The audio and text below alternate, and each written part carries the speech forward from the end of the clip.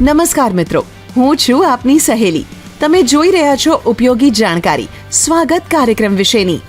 હવે આપણે જાણીશું કે ગુજરાતના કોઈ પણ નાગરિકને તેના તાલુકાને લગતી સમસ્યાઓના ઉકેલ માટે બિનજરૂરી જિલ્લા કે રાજ્ય કક્ષાએ રજૂઆત કરવા જવું ન પડે અને તાલુકા કક્ષાએ જ ફરિયાદનું નિવારણ આવે તે હેતુથી ડિજિટલ ઇન્ડિયાના ભાગરૂપે તાલુકા સ્વાગત કેવી રીતે કાર્ય કરે છે.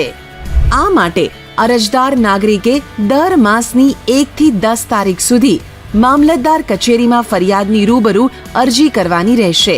ત્યાં મામલતદાર અરજદારની વિગતોની ઓનલાઈન સ્વાગત પોર્ટલમાં નોંધ કરશે, જેના થકી અરજદારનો એક અલગ અરજી નંબર બનશે.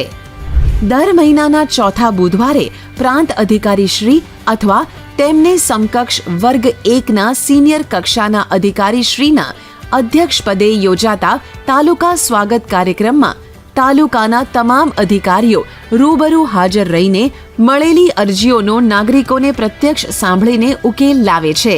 અરજદાર સ્વાગત પોર્ટલ swagat.gujarat.gov.in પર જઈને ખુલતા હોમ પેજ પર ડાબી તરફ આપેલ બોક્સમાં TS તાલુકા સ્વાગત અને વર્ષ પસંદ કરીને પોતાના અરજી નંબરની મદદથી અરજીનું સ્ટેટસ જોઈ શકશે.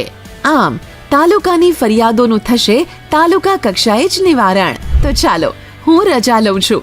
ફરી મળીશું સ્વાગત પોર્ટલના ઉપયોગોની માહિતી આપતા અન્ય વિડીયો સાથે.